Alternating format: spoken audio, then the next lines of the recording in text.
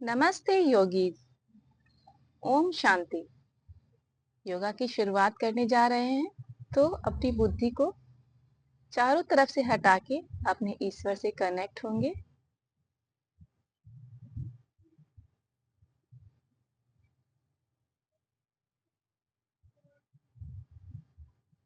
इसके बाद हम लोग अनुलोम विलोम करेंगे। लेफ्ट से लेंगे, राइट से छोड़ेंगे।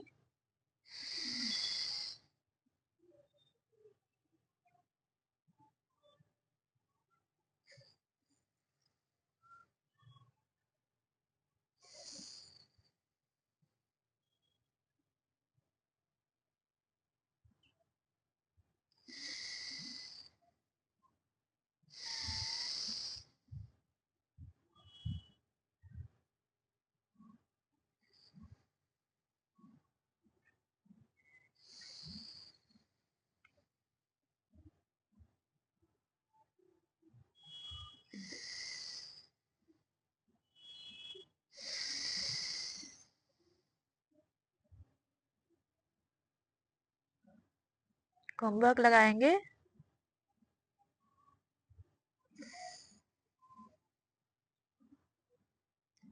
4 लेंगे, 6 छोड़ेंगे। 4 एक्सेल। 1 2 3 4 5 6।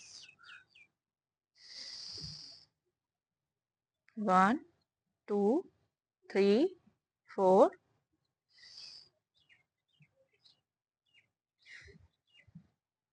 1 2 3 4 5 6। 4 लेना है और 6 छोड़ना है। ज़्यादा हम लोग सांस इसीलिए छोड़ते हैं ताकि हम लोग की बॉडी जो है वो बिल्कुल रिलैक्स हो जाए।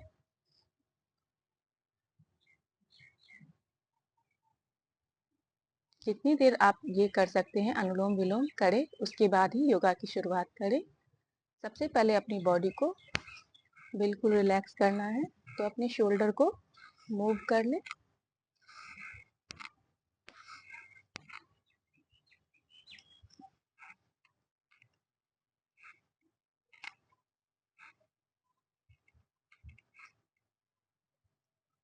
दोनों तरफ से आप अपने शोल्डर को मूव कर लें।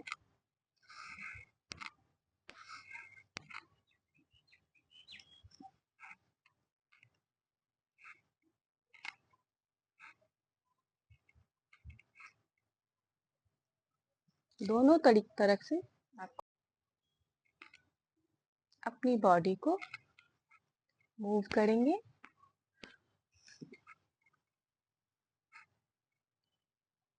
जहाँ जहाँ आपको स्टिफनेस लग रही हो वहाँ वहाँ आप मूव कर ले। उसके बाद योगा की शुरुआत करेंगे। बिल्कुल सर्कल बनाएंगे। अगर आपको पैरों में भी लग रही हो स्टिफनेस तो आप पैरों को भी मूव कर लें।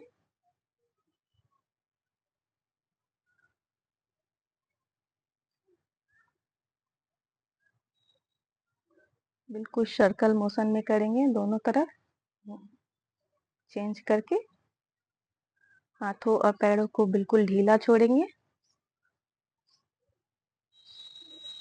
इस प्रकार आप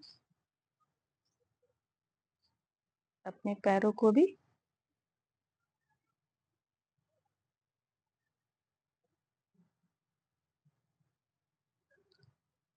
जब भी हम लोग योगा की शुरुआत करेंगे तो अपनी नाभि को अंदर खींच के करेंगे। नाभि को अंदर करेंगे, कोर को इंगेज करेंगे तो हम लोग का जो बेली फैट है वो बिल्कुल ही कम होता जाएगा। तो चलिए फिर शुरुआत करते हैं। आगे आसन।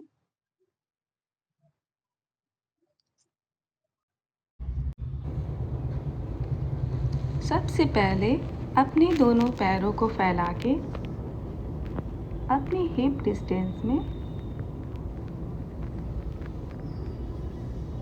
बॉडी को रिलैक्स करने के लिए, माइंड को रिलैक्स करने के लिए बालक आसन करेंगे।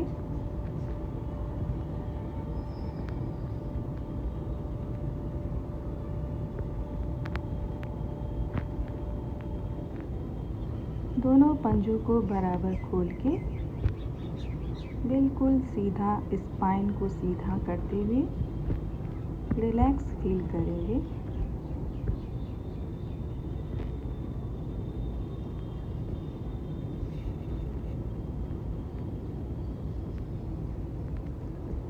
अब अपने पैरों और हाथों के पंजों को बराबर करते हुए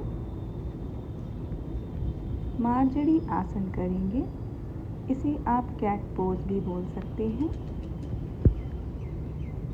सांसों को लेंगे, अपनी हिप और हेड को ऊपर करते हुए अपनी बेली को नीचे झुकाएंगे और फिर सांस छोड़ते हुए अपनी रीढ़ की हड्डी को ऊपर करेंगे।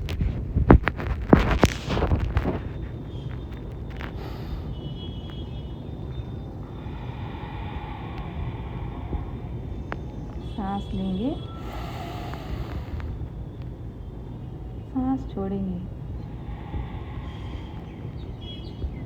इस प्रक्रिया को कम से कम 5, 6, 7 सांसों तक करते रहेंगे। सांस भरेंगे और सांस छोड़ेंगे।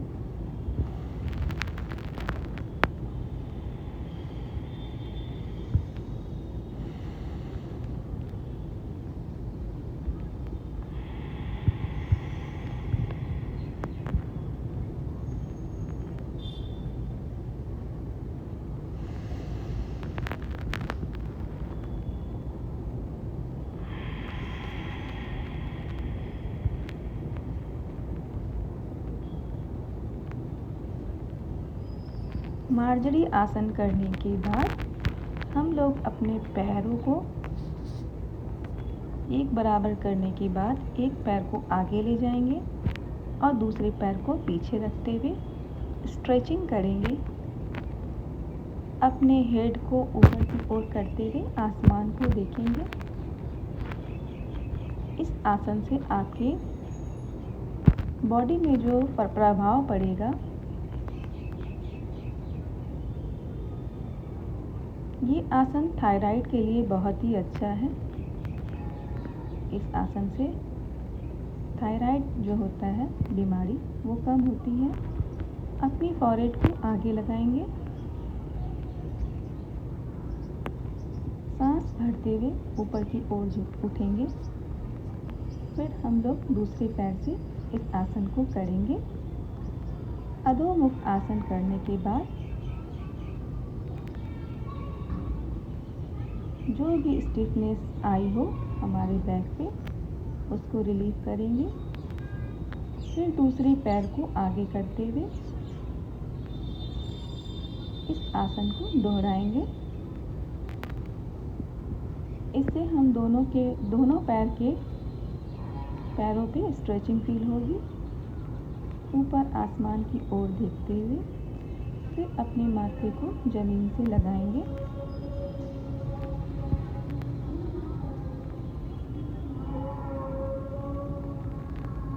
आसन में बने रहेंगे। जितनी देर हो सके आप उतनी देर बने रहें। फिर ऊपर की ओर उठते हुए अपने पैरों को बराबर, हाथों को बराबर लेके आएंगे।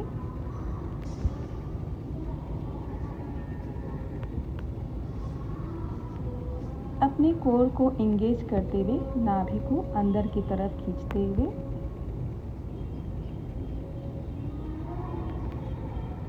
बिल्कुल ऊपर आपको नहीं उठा के रखना है, एक बराबर रखना है।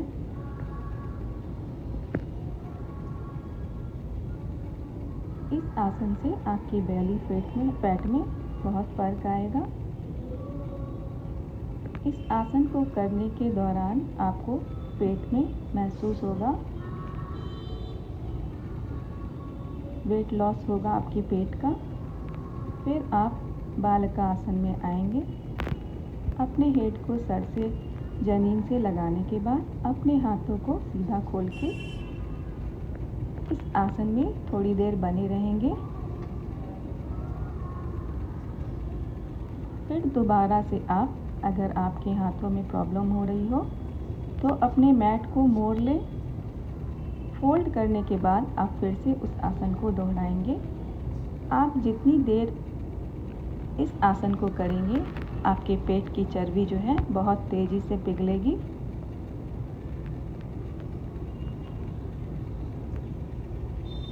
सांसों को लेते छोड़ते रहें, इनहेल एक्सहेल करते रहें,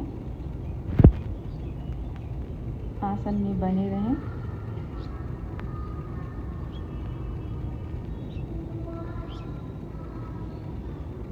कोर को इंगेज रखें।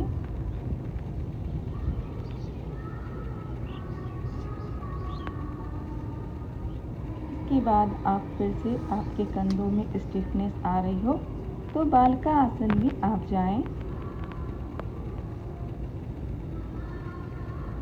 अपने कंधों को बिल्कुल रिलीफ दे दें। हर आसन करने के बाद आप बालका आसन करें। इससे क्या होगा कि आपके शरीर में जहाँ भी स्टिफनेस महसूस होगी वो रिलीफ हो जाएगी। या अधोमुख आसन करें, उससे भी बहुत ही आराम मिलता है।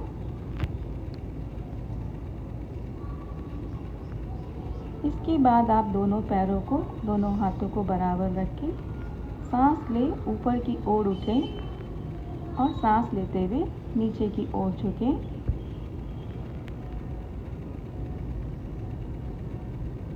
अपने सर को ज़मीन की तरफ झुकाएं, सांस लेते हुए उठाएं,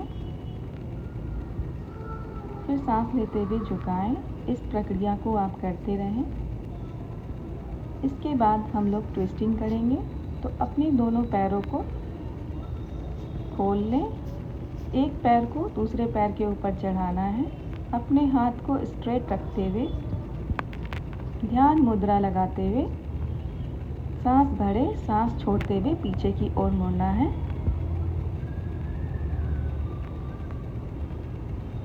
आपकी अपर बॉडी जो है वही मूव करेगी, फ्रंट की बॉडी जो है नीचे की वो स्थिर रहेगी। कोर को इंगेज रखें, नाभि को अंदर डिस्ट्रैक्ट रखें।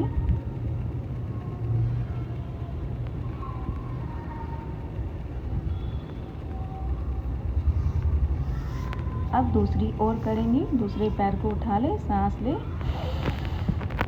सांस छोड़ते हुए मुड़ेंगे।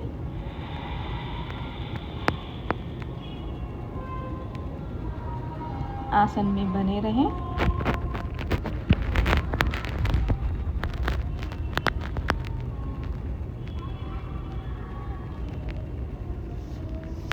इसके बाद आप दोनों पैरों को सामने रखेंगे। अपनी अपर बॉडी को उठाते हुए आगे की ओर झुकेंगे, सांस लेंगे, सांस छोड़ते हुए झुकेंगे।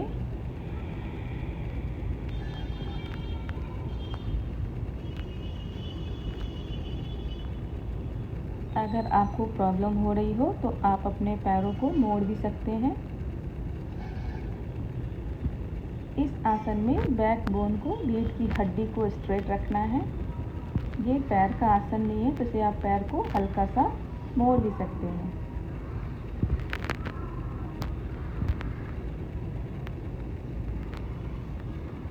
कोर को बिल्कुल इंगेज रखना है, नाभि को अंदर खींच के रखना है।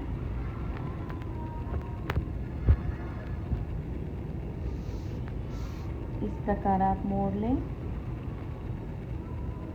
इस आसन से आपके पेट की आंतों में बहुत फर्क पड़ेगा। छोटी आंत, बड़ी आंत, ये सब में बहुत फर्क पड़ता है। दोनों पैरों को, अंगूठों को पकड़ के उठाते हुए आप अर्धनवासन में आएंगे। इस स्थिति में बने रहेंगे। फिर दोनों पैरों को मोड़ते हुए पंजों को बिल्कुल अच्छे तरीके से पकड़ के सांस भरेंगे और सांस छोड़ते हुए आगे की ओर झुकेंगे।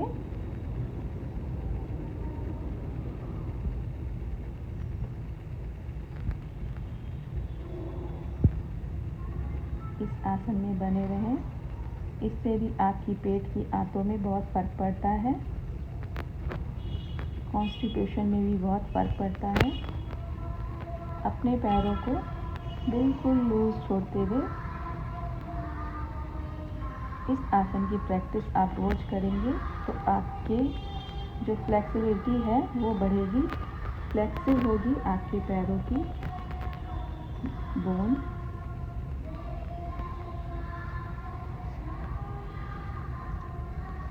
इसे बटरफ्लाई भी पोज बोलते हैं।